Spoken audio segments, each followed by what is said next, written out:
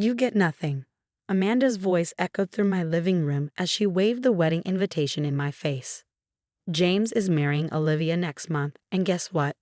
No divorce, no property division. You're just getting kicked to the curb. She was practically bouncing with glee as she delivered the news that my husband of 8 years planned to marry his mistress without divorcing me first. I took a slow sip of my coffee, letting the familiar warmth steady my hands. Thanks for telling me, I replied calmly, watching confusion flicker across my sister-in-law's face. She clearly expected tears, maybe some screaming or begging. Instead, she got a smile that seemed to unnerve her more than any outburst would have. My name is Sofia Martinez, and at 34, I had just learned that my husband thought he could start a new life without legally ending our marriage. What Amanda didn't know, what none of them knew, was that I'd been preparing for this moment for the past 6 months. That's it. Amanda pressed, clearly disappointed by my lack of reaction. Did you hear what I said? James is marrying Olivia. The ceremony's already planned. Their new house is being renovated. You're nothing to him now? I set my coffee cup down carefully. I heard you perfectly. Is there anything else? Amanda's triumphant smile faltered. This wasn't going according to her script. She'd always been like this, taking pleasure in delivering bad news, especially to me. From the moment I married her precious brother, I was never good enough for their family. You're being weird, she said, narrowing her eyes. Why aren't you upset? James is replacing you with someone younger, prettier, from a better family. You should be crying. I thought about the last 6 months, about the quiet preparations I'd made after finding lipstick on James's collar. Such a cliché, really. The late-night calls, the suspicious business trips, the sudden need for privacy with his phone. I remembered the moment I found messages between him and Olivia, planning their future while plotting to leave me with nothing. But I also remembered my grandmother's words from years ago. The smartest players are the ones who let others think they're losing. Amanda, I said, standing up and smoothing my skirt. Thank you for bringing this to my attention. I appreciate you taking the time to deliver the news personally. She took a step back, thrown by my composure. You're up to something, she accused. I know you. You're planning some kind of scene at the wedding, aren't you? I laughed softly. No scenes, no drama. I genuinely hope James and Olivia will be very happy together. Mom was right about you, Amanda spat, gathering her designer purse. You never deserved James. You're not even fighting for him. As she stormed toward the door, I called after her. Amanda, tell James congratulations from me. The door slammed behind her, and I waited until I heard her car start before pulling out my phone. With steady fingers, I dialed a number I'd memorized months ago. Mr. Wilson, it's Sophia. Everything's proceeding exactly as we expected. They've set a wedding date for next month. I paused, listening to his response. Yes, Amanda just left. She was kind enough to show me the invitation. No, they still have no idea. Yes, I think it's time to move forward with the next phase. I hung up and walked to the window, watching Amanda's car disappear around the corner. She'd run straight to James, telling him how strangely I'd behaved, how I must be plotting something. They'd worked themselves into a frenzy trying to figure out my angle, but they were looking in the wrong direction entirely. Opening my laptop, I checked my email. The confirmation I'd been waiting for had arrived. All the documentation was in order. Every transaction James had made in the past year, every account he tried to hide, every piece of evidence of his relationship with Olivia, all of it carefully cataloged and verified. I opened the safe hidden behind our wedding photo, ironic placement, really, and pulled out the small leather notebook where I kept my own records. 6 months of careful planning, of playing the unsuspecting wife while quietly building my case. James thought he was so clever, planning his new life with Olivia, thinking he could simply walk away from our marriage without consequences. My phone buzzed with a text from Amanda. Whatever you're planning, it won't work. Just accept that you've lost. I smiled at her message, thinking of the meeting scheduled for tomorrow morning. James, Olivia, and their perfect plans were about to hit a wall they never saw coming. Sometimes the best revenge isn't making a scene or fighting back. It's simply being prepared. Setting the phone down, I walked to our bedroom, soon to be just mine, and began methodically removing James' expensive suits from the closet. He'd want these for his new life with Olivia. I folded each one carefully, remembering the day I'd found the first hint of his betrayal. a receipt for a diamond bracelet I'd never received, tucked into one of these very suit pockets. That day had changed everything, but instead of confronting him, I'd started planning. James always underestimated me, treated me like I was naive, easily manipulated. He was about to learn just how wrong he'd been. I heard my phone buzz again, probably another gloating message from Amanda. Opening my dresser drawer, I pulled out the wedding invitation Amanda had so gleefully waved in my face. Next to it, I placed the file Mr. Wilson had prepared. The contrast was almost poetic, their elaborate plans for a future that was about to implode, and my simple documentation that would tear it all apart. Time to show them what nothing looks like, I whispered to myself, closing the drawer with a soft click. The next morning, I dressed carefully in my favorite charcoal gray suit, a gift from James during happier times. By 9 a.m., I was seated in Mr. Wilson's office, reviewing the final details of our plan. They should be arriving any minute, he said, arranging the documents on his polished mahogany desk. James believes this is a standard meeting about his new property purchase with Olivia. Right on cue, we heard voices in the hallway. James entered first, his confident stride faltering slightly when he saw me. Olivia followed, then Amanda, who must have invited herself along to witness what she thought would be my humiliation. "What is she doing here?" Amanda demanded, while James's face darkened with anger. "Sophia," he said coldly, "this is a private meeting. You need to leave." Mr. Wilson stood, his expression professional but firm. "Actually, Mrs. Martinez is exactly where she needs to be. Please, everyone take a seat." "Mrs. Martinez?" Olivia questioned, her perfectly manicured hand gripping James's arm. "I thought you said the marriage was never legally registered." I watched James's face pale slightly. That had been his story to Olivia, that our marriage wasn't legal, that he was free to marry her without complications. Amanda shifted uncomfortably in her chair, suddenly less certain of her brother's carefully constructed narrative. "About that," Mr. Wilson began, opening a thick file. "I have here the legal marriage certificate for James and Sophia Martinez, dated 8 years ago. Properly filed, completely legitimate." "This is ridiculous," James interrupted, standing up. "We're here about the house purchase. I don't have time for whatever game Sophia is playing." "Ah yes, the house purchase," Mr. Wilson continued calmly. "The luxury property you're attempting to buy with funds from your joint accounts with Mrs. Martinez. That's actually why we're all here today." I watched as understanding slowly dawned on their faces. James sank back into his chair, while Olivia's grip on his arm loosened.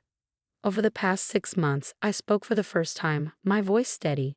James has been systematically moving money from our joint accounts into a private account. Money we earned together, money meant for our future.